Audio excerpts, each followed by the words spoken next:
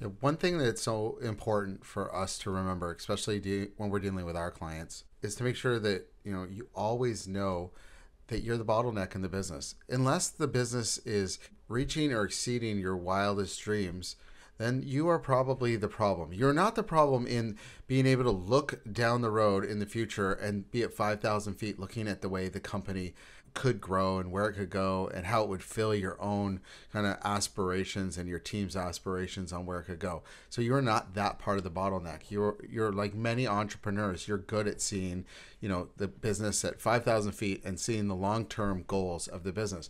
But when it comes to actually achieving that goals and building the confidence around knowing that those goals, it's not that they could be true, it's that they will be true. So there's a big gap there, and it really becomes, how are you the bottleneck in the business? And most entrepreneurs are a bottleneck in their business in some way or multiple ways.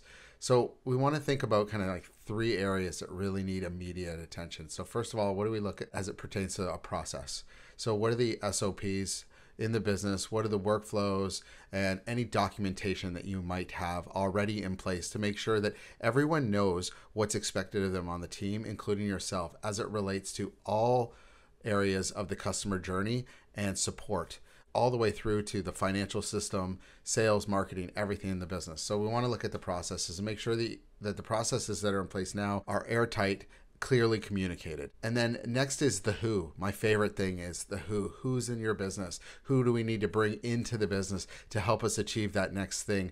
We often say these are the new goals in the business that we want to hit, but we've never hit it before. So how do we know that we can do it? Well, one of the ways we can do that is we can bring people into the company, either full-time or fractionally, that have achieved some of these things, have the skill and the knowledge to solve the problems that are in front of us today in order to more easily hit those goals in the future. So we want to make sure that we're bringing in the who's. And the who's in a 2025 world can be team members, so human beings, you're full-time on the team, or we can bring in the robots and we can add automation, making certain areas of the business run so much smoother, 24/7 on autopilot. We can use automation. So we're either bringing in humans or robots, or best case scenario, a mixture of both. And then lastly, what are the dashboards that we need to know that we're on track, and how often are we reviewing them? So we need to identify what are the metrics that will tell us how we're doing and will guide us on what we need to do next.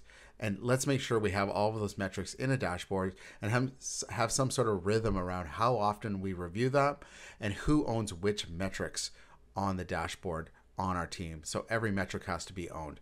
So if we can start to think more from a systems like SOPs, workflows, the who's in our business, and then the tracking around dashboards, that's when your company will go from, a little bit stressful and disorganized, but wanting and dreaming of huge growth, to less stressful, very organized, predictable, achieving that growth that you're aspiring to today and way beyond. So that's how I would say that we need to kind of put a bow around this conversation when we're talking to our clients about it.